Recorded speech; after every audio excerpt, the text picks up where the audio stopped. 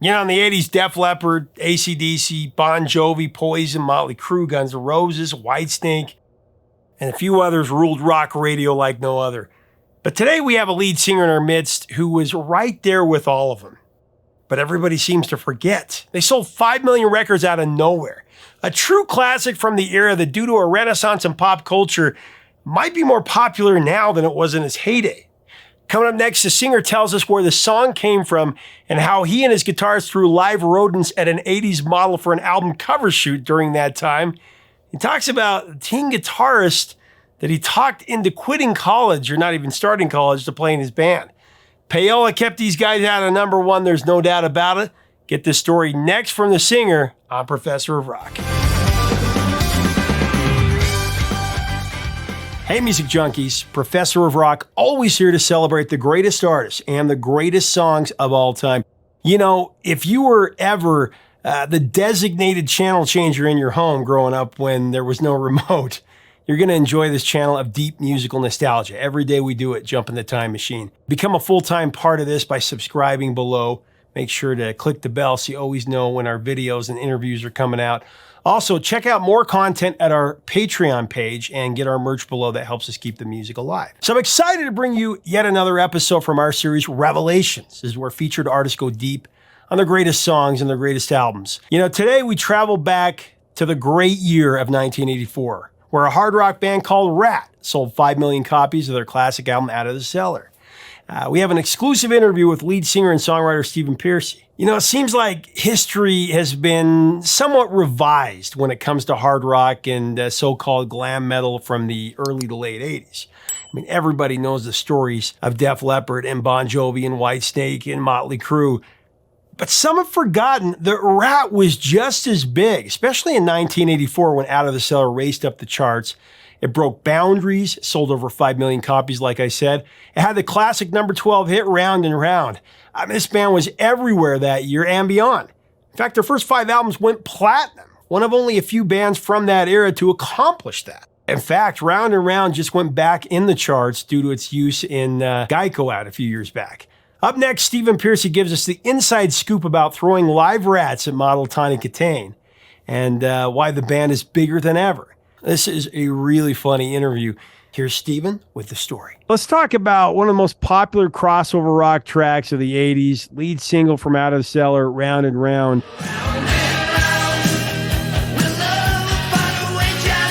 Climbed all the way up to number 12 on the Billboard Hot 100. I believe that Payola stopped you guys. That should have been a number one hit. And you're correct. You know, people don't really get it these days about what we had to go through, or even the label. I mean, like, people don't know you brought radio stations blow and, you know, money, and we're selling out arenas. What are you talking about?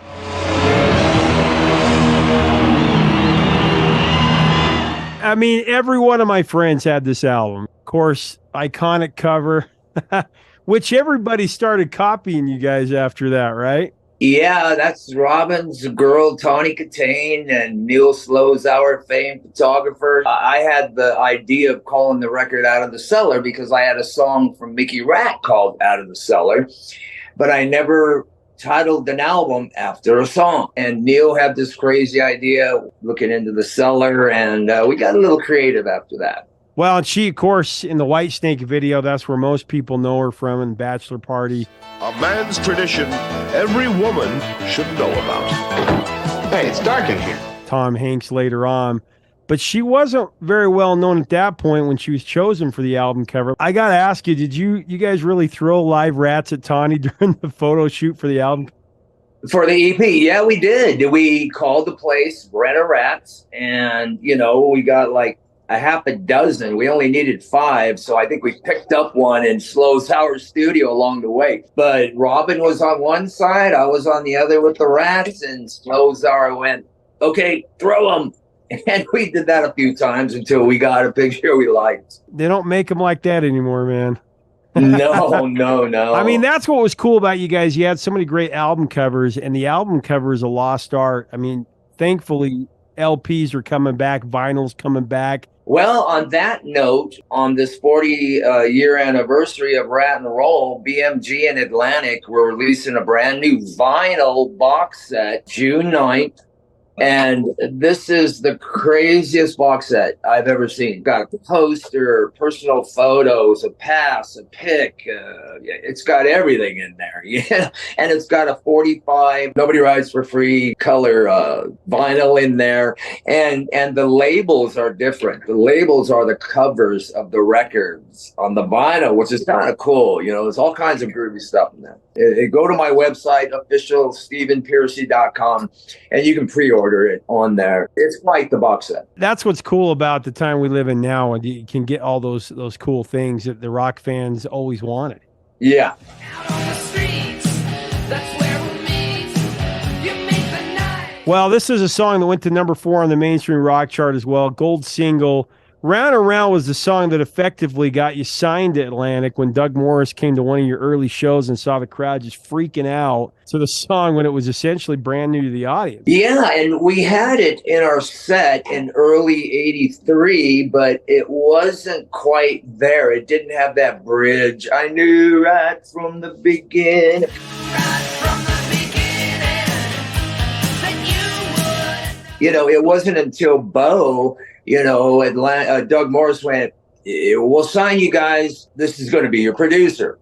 We were like, who gives a who produces it? We're making a record. We're signed to Led Zeppelin, Rolling Stones label. You kidding me? Where do we go? So Robin and I, we really didn't give a. We had a home. We were getting ready to make a full record. We go into pre-production with this new staff producer, Bo Hill. Well, Bo Hill goes, what do you got? We go, okay, we got this, back for more, we got that. He said, what is this song? And we go, well, it's something we're still trying to work the bugs out. And he went, that's what we're working on first. And it was Round and Round.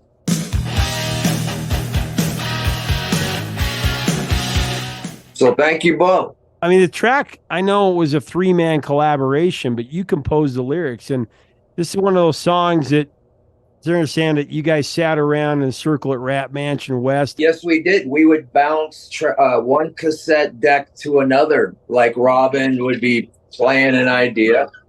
Somebody else would play to it. We'd take that tape, put it in that machine, play it with my vocal yaps, and then Warren would record his guitar on the new tape deck. So we just kept kind of bouncing back and forth until we had a cassette with singing, guitars, maybe a bass, and some ideas. So it was written just like that. And it was Warren's baby, pretty much. Warren came up with the majority of the music. Robin came up with some other part of the song musically and the bridge part. Robin was great at bridge lyrics and parts.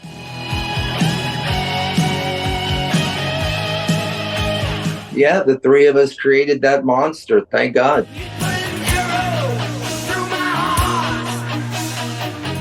What I loved about it is written about the karma principle. You get what you deserve. What comes around goes around.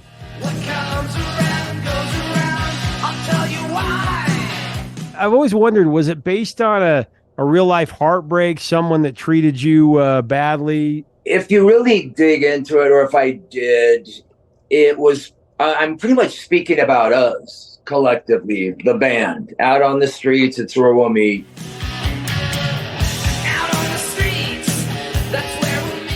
You make the night, or it could be an individual meeting somebody, yeah, you could probably say that, but it wasn't an intentional idea for me to write the lyrics about some heartbreak. I just went with it, and turned around. What comes around, goes around, comes around. Then again, Bo comes in and who knows, maybe he threw something in there too. But hey, God bless,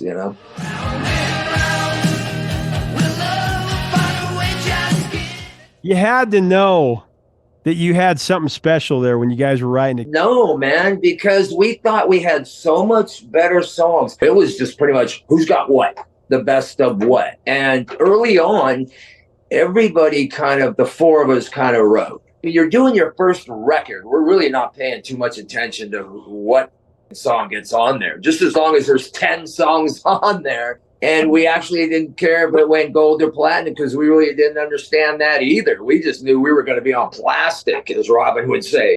So, hey, we were happy to go plastic, It's also a lost art. The love that you guys and your contemporaries have for music. I mean, you were just excited to hear yourself on the radio. 100%. Where did that irresistible Warren DeMartini guitar riff come from?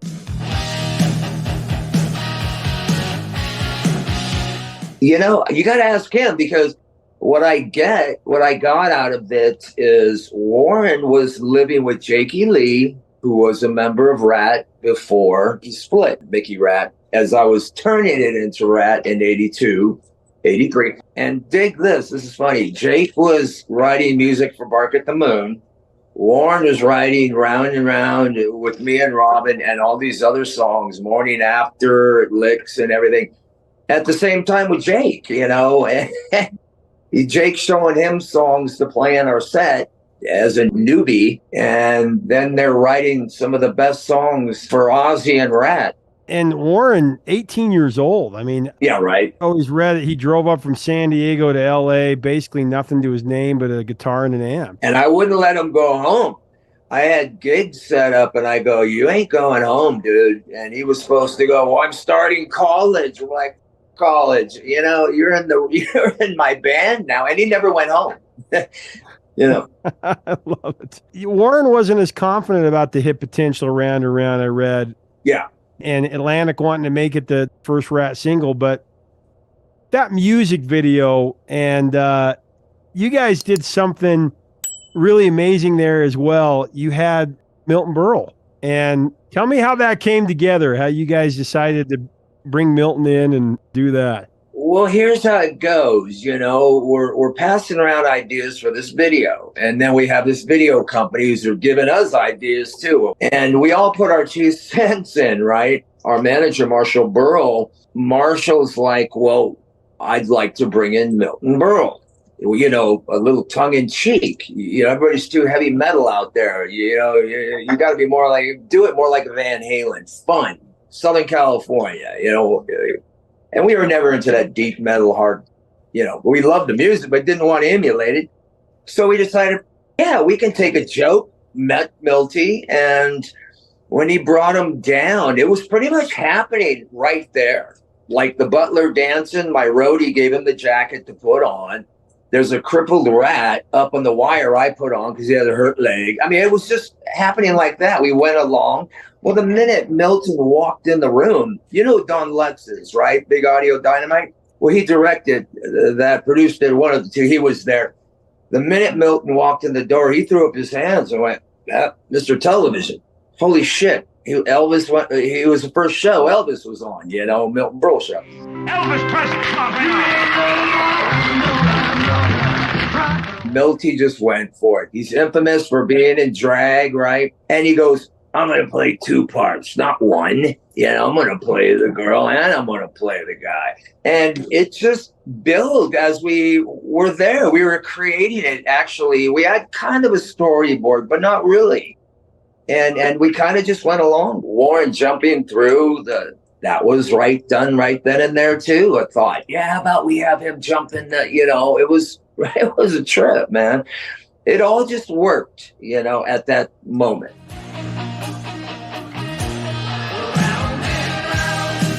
We learned a lot from Milty. Like, we hung out a lot. He took us to the Friars clubs in Beverly Hills. Oh, man, he was a character, those old comedians. And I love that shit. Johnny Carson, some people won't get it, but most of us do, you know. We had fun with him. Those Friar clubs, let me tell you, the old comedian guys, classic guys, they don't hold back. I still talk to Marshall a lot. You know, we're still friends. Round and Round, what's cool is it's dominated pop culture, especially recently. I mean, featured in Stranger Things, The Spy.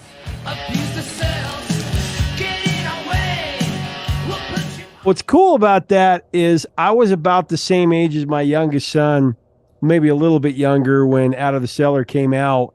I grew up in a small town in Idaho. It was the potato capital of the world.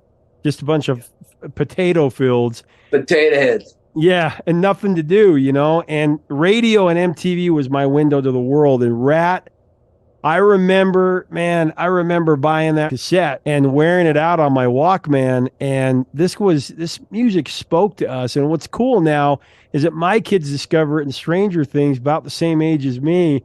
and it's going down to another generation. Isn't that a trip, man? We go to, I mean, I go to my shows because there's no RATT touring, and there probably won't ever be. I think we were only supposed to be around for a while, so this box set's way cool. Again, but yeah, I got to tell you, if it wasn't for MTV too, there you go again, you know, that medium. But at my meet and greets, we have so many young people. Like, our fans are 40 years old. How old are they when they saw us? 15. So that makes them 40, 60, whatever. We're still rocking and kicking ass, man. For the young people to see so many of them, like at my meet and greets now, at my solo shows, and just sing in the top of their lungs round. They're right there. It's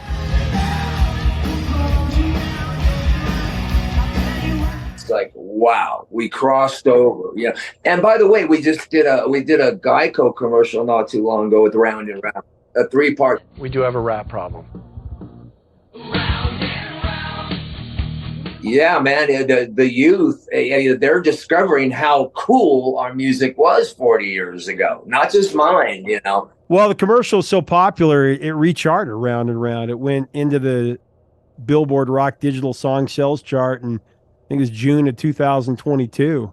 Yeah, it did. It recharted again, and you might see it again. I can't say for sure, but inquiry minds wanted to know, and we were asked again, so we'll see. I love the placement in the first season of Cobra Kai as well. Oh, that was my mom. I'll call her back later. Hey, was that just... RATT? Awesome, right? So recently, we're hanging with the family and actually got to see it and hear my song in that part, going, okay, I get it. And it ends up being in a really cool show. Going on this whole 80s rock rabbit hole? That shit is dope. Well, and Johnny, the main character from it, I mean, that's the music he loves. And it really is a tip of the hat to the music that we grew up with, rebel music. What do you think about it all these decades later, playing it and having written such an iconic song? What are your thoughts on all these years later? You know, I used to discuss this with Robin quite a bit. I miss him dearly.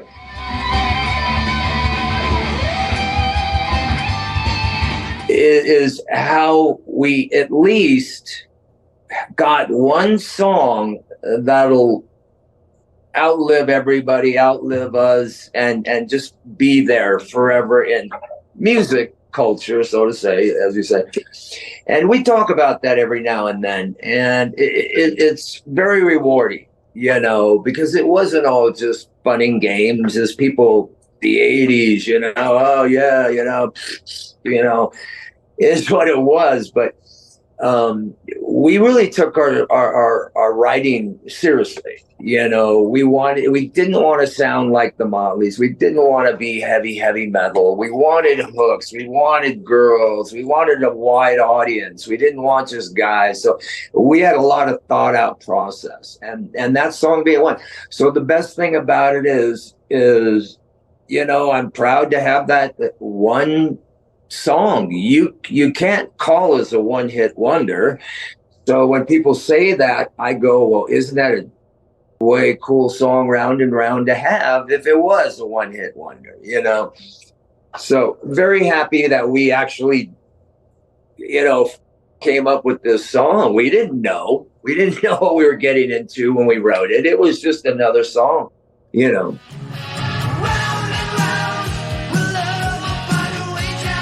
Hey, make sure to leave us a comment about this amazing song, about RATT, Stephen Pearcy. What are your thoughts on the album, the band? What are your memories tied to them? You know, if you dig our content, we invite you to subscribe so you never miss out on our content. To get the box set that Stephen was talking about, just click right below. We'll put it in our description, and you can check that out. Till next time, 3 chords.